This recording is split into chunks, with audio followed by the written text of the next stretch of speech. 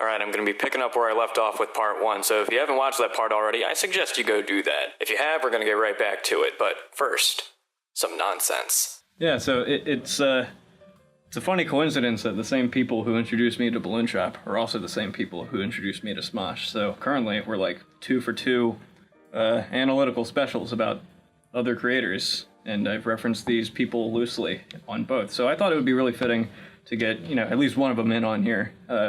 He lives a little too far away, and I don't have a car right now. It's in the shop because, like, I don't know. I tried to replace the wheels with logs to save money and help the environment. In any case, I can't go, so I'm gonna use some of my totally legit black magic to get my associate over here without having to make the trip out there. Yeah, I'm sure he'll be stoked to see me because it's been a minute. All right, let's.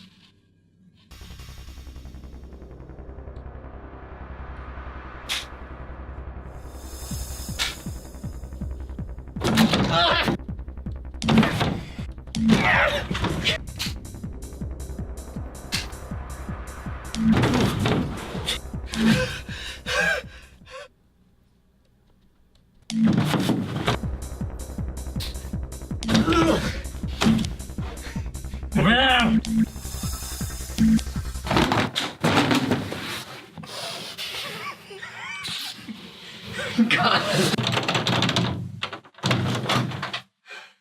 Hey, buddy. How you doing? What is happening? It's good to see you. Car's in the shop right now. You live like, I don't know, a little less than an hour away. I don't really feel like making that drive. I just slammed through that door at least 2 times. At least maybe 3 times. Yeah, it looks rough. I gotta work on my technique. I have rug burn through my jeans. Well, you eat a little dirt before you die, Griff. Maybe I broke my arm. I don't know. Maybe it might be too soon to tell. I don't know if you saw me over here, but I definitely threw a chair down earlier. That might have had something to do with that. I don't really know what the correlation is between what you do and what I do when I do this, but like. Anyways, great to see you. How am I gonna get home? How am I gonna get home, man? You got your phone? Your phone on you? No, I guess it fell out on the 3rd time I hit the door. Yeah, you're gonna have to figure that out for yourself. Like, I could probably call you a taxi. Yeah, I'll do that. I'll do that for you. You might have to pay for like half of it just because, you know, the recession. Well, you know, that would be fine. I guess that would be fine, except I wasn't exactly prepared to be teleported to whatever this room is, this weird wooden room. So, no, my wallet's on my desk at my house, which is presumably hundreds of miles away. Like a credit card, like loose in your pocket, do you think maybe? A little Bank of America card? I mean, I got some chapstick. I mean, that'll... You want some chapstick? Take it. Take the freaking chapstick. Don't use it, though. It smells like wormholes. Makes sense. I was just stuck in one. Yeah, I mean, I got nothing to compensate you with. I got some Chinese food. Huh? Oh, you have bourbon chicken? Yeah, I have precisely that, actually. Got any fried rice? Yeah. Okay. That's cool. So along with the so-called trinamic trio, BalloonShop hosted several regular guest stars who are totally worth mentioning. Reed Sullivan pops up now and again as a reliable 4th man, playing a burglar, a sergeant. I think that's him anyway. And who could forget good old Senor Lupe? Eres como un gato. Ay. Senor Lupe! Oh no!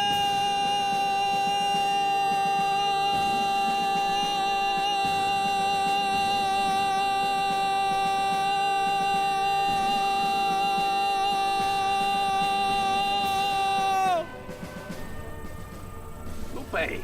Another honorable MVP is Gizmo, who can be seen all throughout the channel's run. Where did you get that pizza? Oh, hey! Gizmo, you found that pizza, huh? Put that down!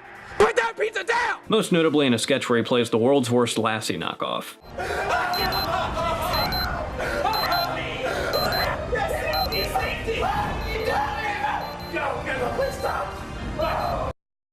Good dog.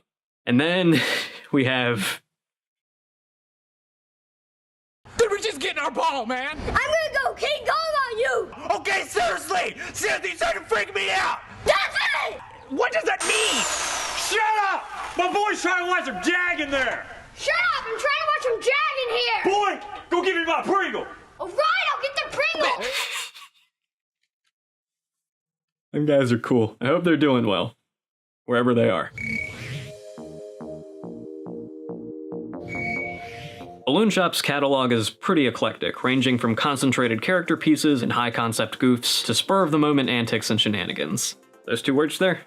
They're not the same thing.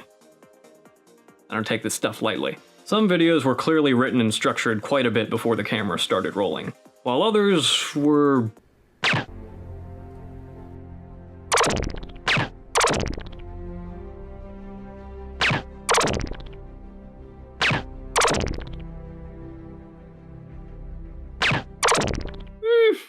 Probably not. Which is honestly one of my favorite parts of this channel. You got videos that range anywhere between 47 seconds to almost 15 minutes. Whatever mood I might be in while aimlessly wandering the wormhole of counterproductivity that is YouTube, BalloonShop's got me covered.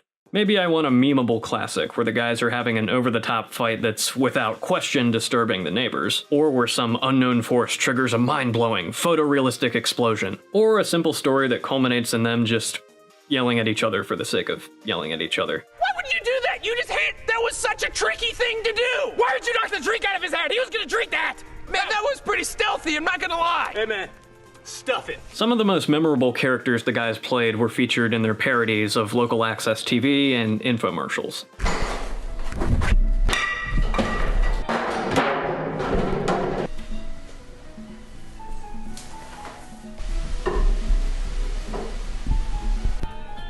Oh, it's Nancy? These bits are definitely reminiscent of stuff like Tim and Eric or Kids in the Hall, but like so many other early YouTube channels, the secret sauce is in the honest, seat-of-your-pants production that's being put into it, making it even funnier when the punchline is that the hosts have no idea what they're doing. Turn it up! Turn it up! Turn it up! You're gonna improve your memory. You're gonna stay sharp.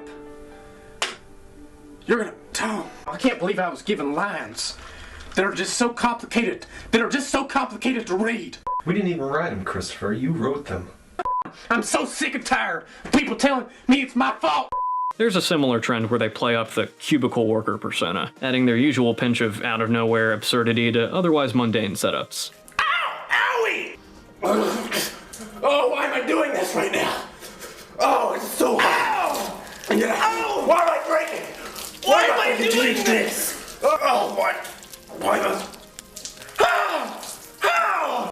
I mean, I don't really get the joke here. I start all my days like that. Open up my pores. And keep the demons quiet. If you're not quite in the mood for the hyperactive or the satirical, there's also a good helping of Odd Man Out sketches, where one or more of the guys are just minding their own business when another barges in with some out-of-the-ordinary nonsense. Whether it's eating a hot pepper that's too hot for the human mouth. Oh! Oh, this is like a local arsonist has decided lighting a fire in my throat. And the fire department is not on duty. A crackpot scheme where you try to pass off your friend covered in a bunch of random crap as some kind of high-tech invention. Thomas is wrapped up in all kinds of off-brand foils. What? Thomas? This is the Falcon X. Or coming down with some weird life-changing illness.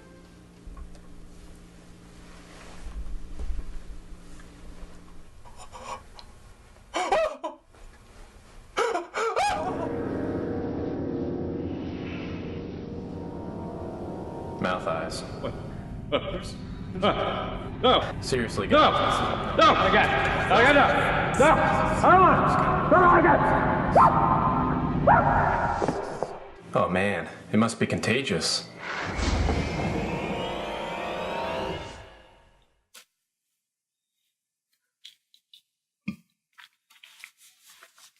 Then, of course, there's the upper echelon, the cream of the crop, the videos where they really went for broke and fully demonstrated what they were capable of, both as performers and as producers. These videos, with their more deliberate pacing and stylized visuals, went above the call of duty, more so resembling a proper short film without losing those quirks that make it a BalloonShop production. It's funny because I admittedly didn't get to too many of these until many years after I subscribed to the channel, and even when things expectedly go off the rails in terms of sanity or sense make. They're done with enough care and preparation that I'm entertained for most if not all of the runtime. They cover several genres like gritty comic book noirs, 80s teen movies, mafioso schlock, horror, you name it, it's here, and each one's hilarious in its own way.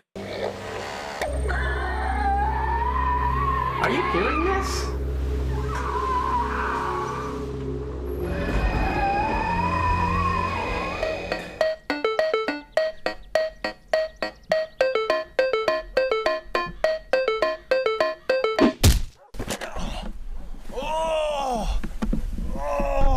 Watching all of these again, I think Dick Murphy stands out to me the most. Not just because I love me some film noir and tongue-in-cheek takes on old tropes, but because it seems to evoke a lot of the genre-bending projects that would define their later careers. But we'll get to that a little later. His name's Mystique. His information, yet valuable, comes at a price. And lucky for me, I found a coupon. If you want to watch a longer piece of BalloonShop history, something that got ambitious and experimental, I strongly suggest checking this one out. Phew, well that was a lot. They've clearly made a variety of videos, so if any of these little selections have tickled your fancy, hopefully you have enough reference to start diving in yourself.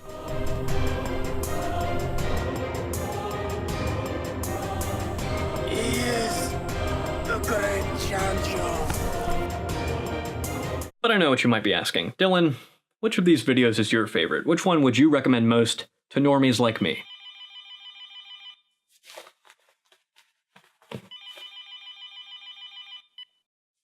Yeah. Nobody's asking you that.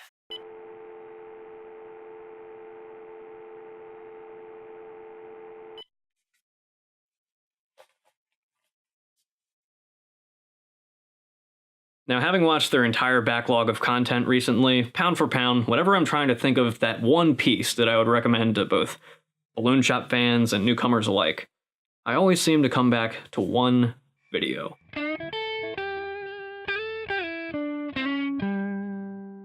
Bounty freaking Blue.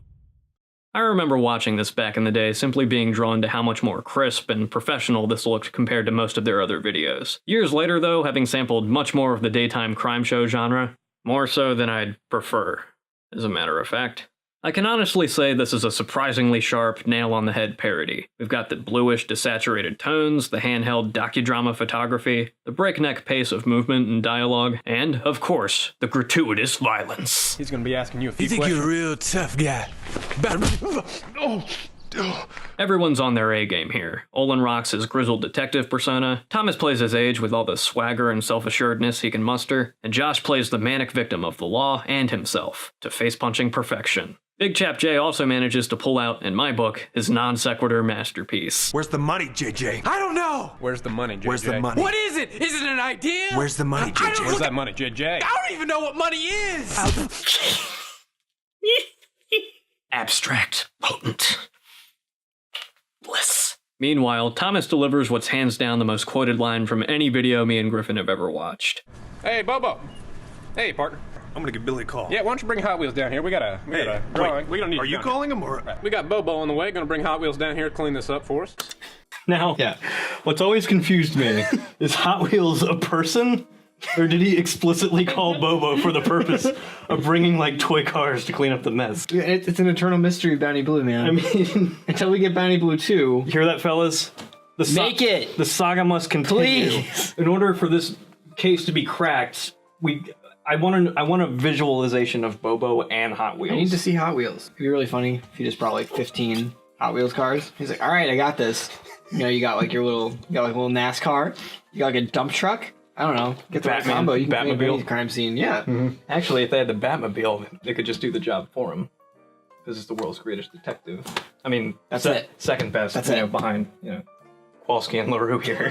Who's your favorite of Kowalski and LaRue?